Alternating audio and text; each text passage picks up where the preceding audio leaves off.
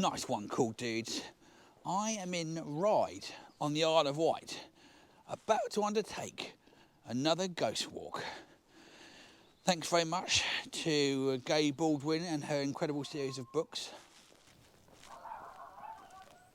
Some hounds of death barking in the background then. Luckily, I've escaped. Also, I've done lots of other research from this walk, and I'll be including some local dialect as well, which some of you enjoyed in previous walks, from Jack Laver's incredible dictionary. All right, let's go on with it. Oh yeah, good luck everyone, especially me.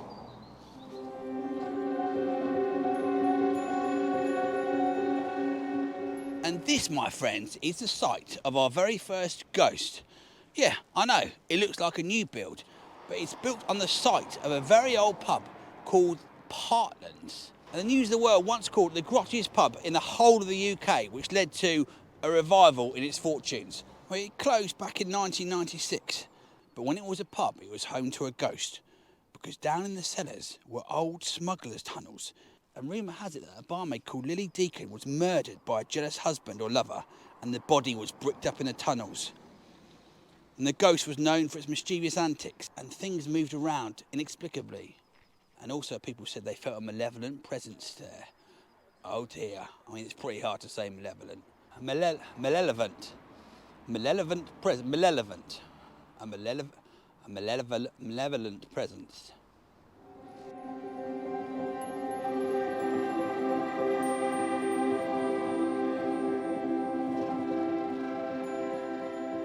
It wouldn't be a good ghost walk without a visit to a cemetery. And I'm here in Ryde Cemetery because of a theory put forward by Bruce Robinson, who you may know as the director of With Now and I. Bruce Robinson, he also spent 15 years researching his own Jack the Ripper book called They All Love Jack, and the title comes from a song that was written by someone called Stephen Adams, which was the pen name of Michael Maybrick. Who was he? Bruce Robinson's #1 suspect in the Jack the Ripper case. And this, my friends, is the tomb of Michael Maybrick. But why was he a suspect in the Jack the Ripper case? Well, there are about 29 different people who are thought could be Jack the Ripper, so there's a lot of suspects. But Bruce Robinson thinks it's him for two reasons. Number one, Michael Maybrick was a member of 6 different Freemason lodges, and he suggests that the Freemasons covered up vital clues that would have led the police to Jack the Ripper because they didn't want the name of the Freemasons to be besmirched. And the second reason is that there was several bits of correspondence that were thought to be written by Jack the Ripper, and the postmarks on those correspondence and dates matched the locations and times where Stephen Adams, aka Michael Maybrick, was on tour as a musician. Very curious. Do you have any theories on Jack the Ripper? Please write them below. Nice one.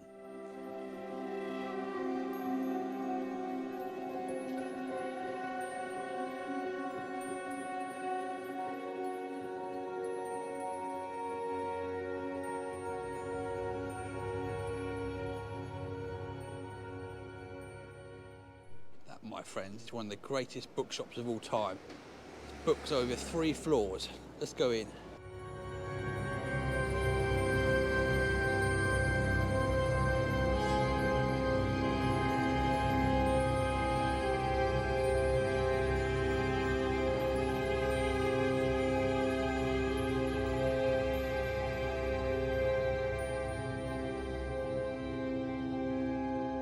Here are my purchases. Pretty good, right? That shop is one of my favourite places in the world. Incredible. And just down from it is Bedworth Place. This looks like a quite unassuming back street, doesn't it, cool dudes? But I'm afraid it's home to one of the more terrifying ghosts. Somewhere along this road is the former home of Tiddles, a white furry cat who lived to a grand 19 years of age. But just months after it died, the owners said they heard a scratching at the door in exactly the same fashion that Tiddles used to do. But it gets scarier, cool dudes, because sometimes when they sat down on Tiddles' favourite armchair, they could feel the cat jump onto their laps.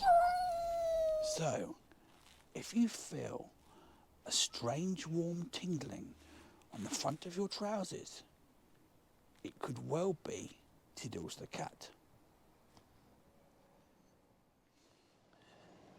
If you look up there, cool dudes, on the roof, you'll see an eagle, and that is the last remnants of the old Eagle Brewery that was once in that building. And right across the road is another ghost, and this is the former site of Hills the Drapers, and also the ghost of the Phantom Customer. Back in 1962, 2 electricians were rewiring the shop one afternoon while the store was closed, and they heard the unmistakable sound of a bag of coins being emptied onto the counter. Upon investigation, there was no one there, and the front door was locked. A short time later, another sound, a child's rattle coming from the children's area. When they investigated, again, nothing there. Terrifying.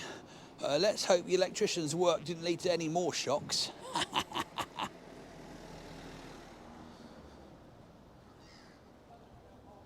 Ugh, pigeons are worst. There's a big seagull fight going on in the background, cool dudes. This is St Thomas's Church, but it was in March 2002 that there was an alleged ghost here. It was being looked after by a man called Ian, and he received a call at 5:30 in the morning when the burglar alarms went off. The police came to investigate and they could find nothing. But every Sunday for the following 3 weeks, the burglar alarm went off at exactly the same time. After the 3rd week, he came to investigate with his daughter. They entered the church, and upstairs they heard the unmistakable sound of footsteps. They waited for the person to appear, but no, there was nothing. That's right, more phantom footsteps. Yeah, an anticlimax. You think you're sick of footsteps? I've read about 7 books where like 25% of the ghosts are footsteps you hear and there's no one there.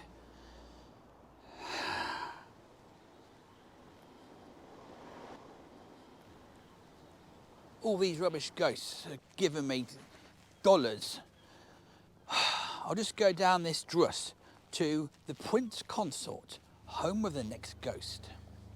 Yes, what a grand building. This is the Prince Consort, formerly the Royal Victoria Yacht Club, where Queen Victoria set up her yacht club because she was annoyed that the other one was a men-only one. It's also the home to probably about 1,000 ghosts, but I'm going to tell you the best 3. First of all, there's a ghost in the restored ballroom. Yes, try not to foxtrot your pants, but apparently you can see a young girl dressed in a white lace costume dancing around with an invisible partner. How many marks do I give that ghost out of 10? 7. Also, just along from the ballroom, there's a stairwell, and you can see a woman dressed in black plummet down the stairs, giving out a silent scream. Many of you from the Isle of Wight might recognise the Prince Consort as the home of the nightclub Patsy's, and before that it was called Toby's Disco. Anyway, many DJs have said that they would come back the next morning and find a mysterious wet patch on the floor of the dance floor, even though there had been no leaks or anything with the plumbing. And there's another ghost story that takes place on the beach just behind me here. Back in 1995, Jane and her friends came down to the beach one night to have a talk. Yeah, you know, like you do. Do you want to come down the beach and have a talk?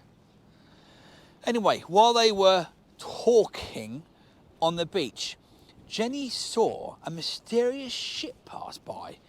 It was ancient looking with wooden timbers and all the sails had rotted away.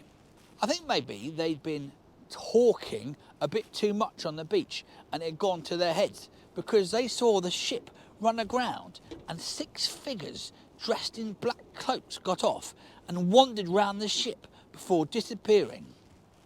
Time for one more ghost before I go, cool dudes. Back in 1885, there was a tragic boating accident off of Ryde where a small girl called Jane sadly died. But she reappears along the esplanade, limping along with a foot injury. But if you approach the small blonde girl, she just disappears into the air.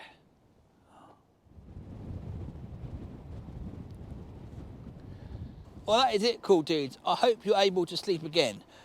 Prize draw for the members coming up next. If you want to help me make more walks, please join the club by clicking on the link on YouTube, and you can give me 99p a month, for which you'll get extra walks and content, and you can use these incredible emojis. And also, you really help me out. All right, that's it. Oh yeah, one more thing. Stay cool.